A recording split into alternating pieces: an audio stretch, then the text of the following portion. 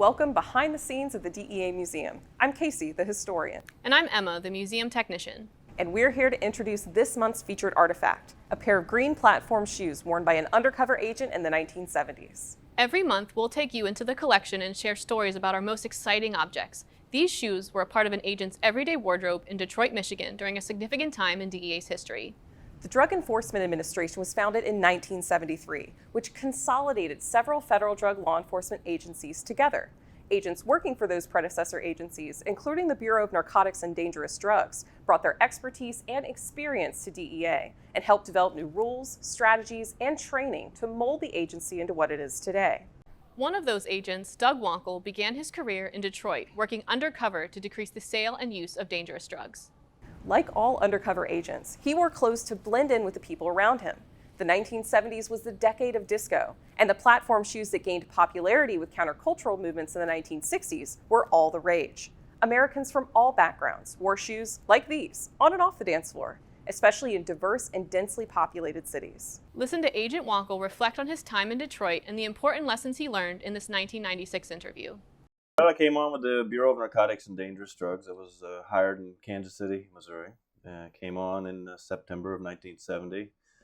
Went to Washington, D.C. and put me up at the Sonesta Hotel up at 14th Street at the Thomas Circle.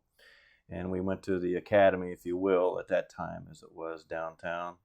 And went through, I guess it was 10 weeks of basic agent school. Along at about the end of that, I was notified that I was being transferred to Detroit, Michigan.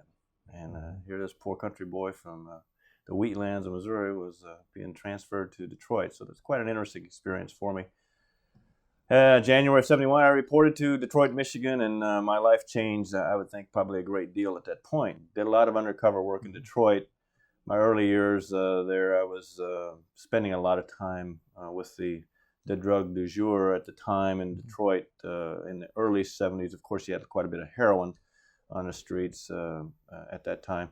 But PCP, phencyclidine, became a really big drug in Detroit. Detroit was sort of a center for it in the Midwest as it moved from Los Angeles to other parts of the country. So I got very much involved in that and spent about 5 years or so doing a lot of undercover activity. And that was very interesting. It sort of allowed you to act out some of your fantasies and become the actor that you didn't become on the stage and the screen.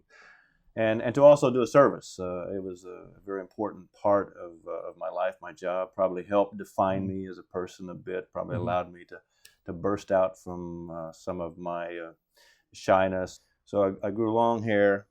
And I really got into this stuff. Got mod clothes. I mean, there was a time when I had 8-inch heels, platform shoes, stuff like that. You know, I mean, I was bad. I mean, there was just no doubt about it. I knew in my mind I was bad. You know, I learned so much about life. I learned so much about people. I learned so much about people on the street and in the street as well, and it helped frame my mind a little bit because it's pretty easy to come in from the outside and to judge people based on what you know, but when you come in and see what life is like in some of those areas, and you have a different appreciation and a lot more respect for people that struggle in an inner city environment with actually sometimes very little help, and they make it and get out and do things, and I have a lot of respect for that. And I saw some of that close up, and I saw some.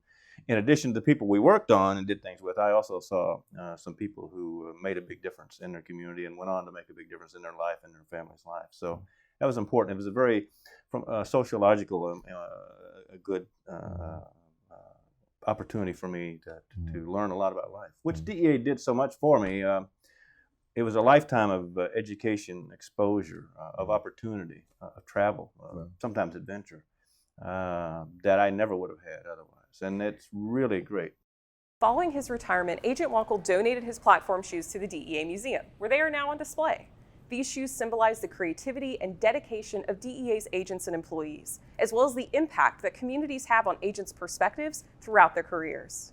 The museum's collection is always growing thanks to the generosity of people like Agent Wankel.